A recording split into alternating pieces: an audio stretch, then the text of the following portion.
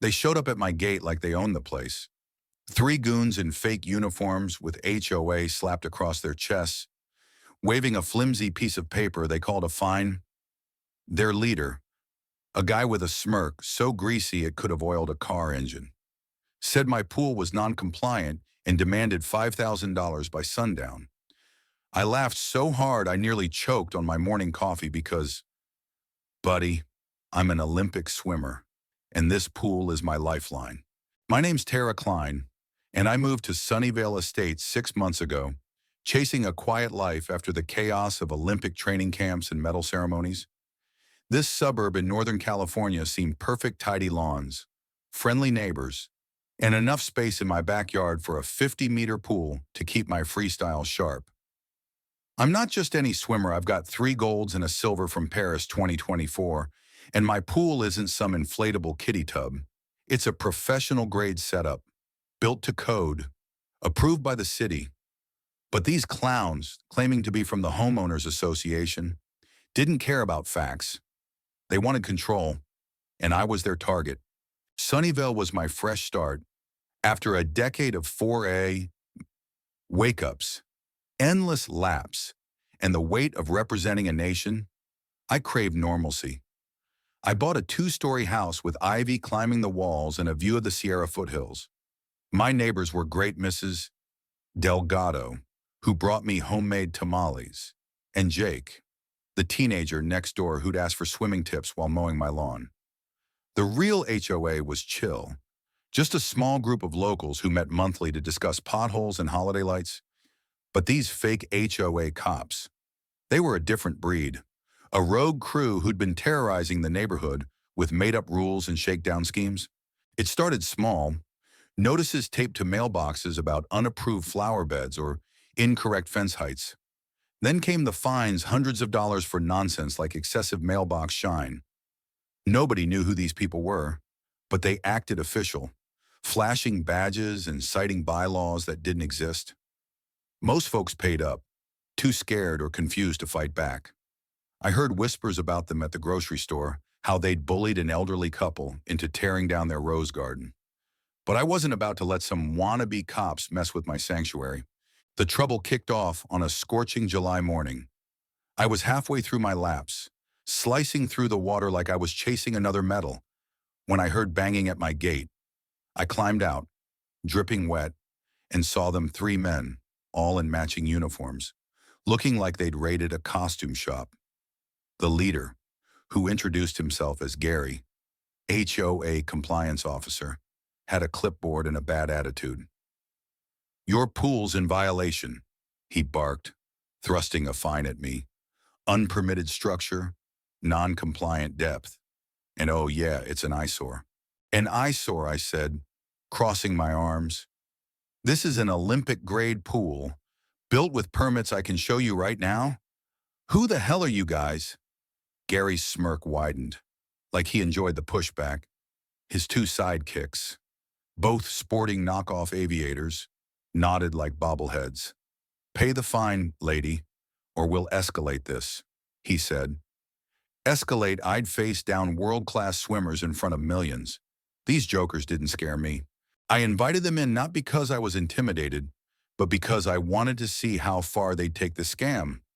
They strutted into my backyard, pointing at my pool like it was a crime scene. Gary rattled off fake violations: water's too blue, fences 1 inch too short, and this diving board total safety hazard. I bit my tongue to keep from laughing. My diving board was custom-made, certified by engineers. But Gary wasn't here for facts. He was here to flex. That's when the twist came. As Gary droned on, my neighbor Jake poked his head over the fence, holding his phone. "Tara, you okay? I'm live streaming this." The kid was a tech whiz, always tinkering with drones or posting on X. I gave him a nod, and he kept filming, capturing every word. Gary didn't notice, too busy scribbling on his clipboard. Jake's live stream was about to change everything. The conflict exploded the next day. Jake's video went viral on X, racking up thousands of views by noon. Neighbors started chiming in, sharing their own stories of fake HOA harassment.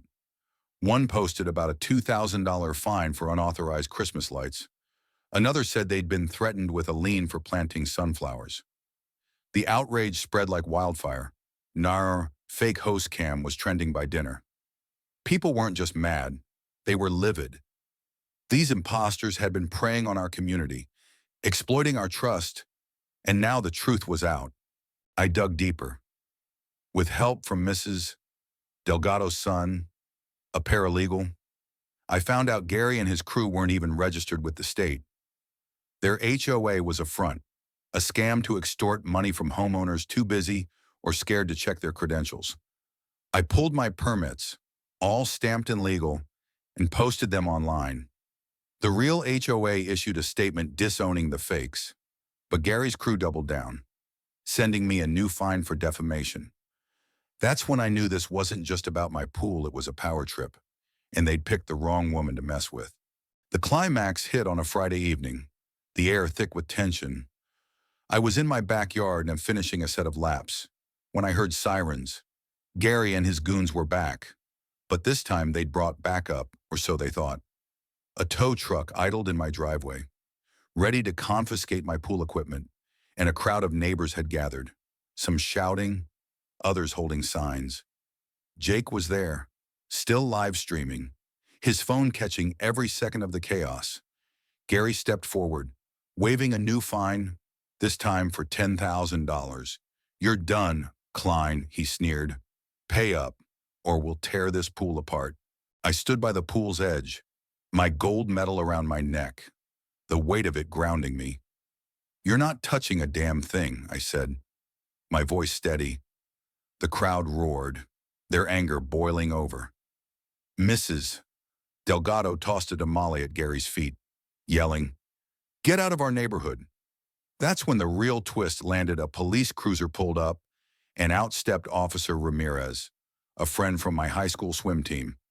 Turns out, Jake's live stream had caught the attention of the local PD, who'd been tracking these scammers for weeks. Ramirez didn't hesitate. "Gary Thompson, you're under arrest for fraud and extortion," he said, cuffs in hand. Gary's smirk vanished as his sidekicks bolted, only to be nabbed by backup officers. The crowd erupted in cheers, phones flashing as they recorded the takedown. My pool, gleaming under the setting sun, stood untouched, a symbol of defiance. The broken fence, smashed by Gary's crew in their last desperate act, lay in pieces, a testament to their failure.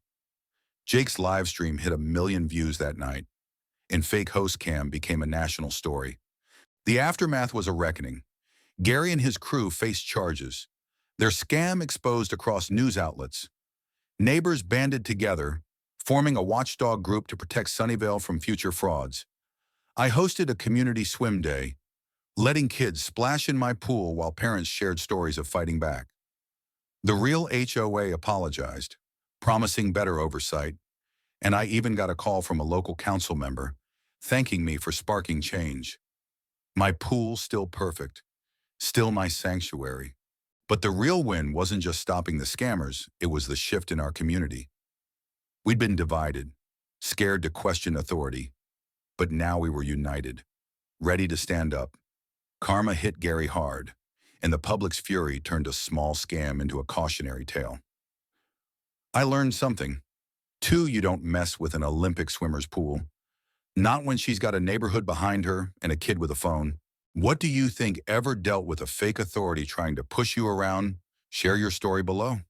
Let's keep the conversation going.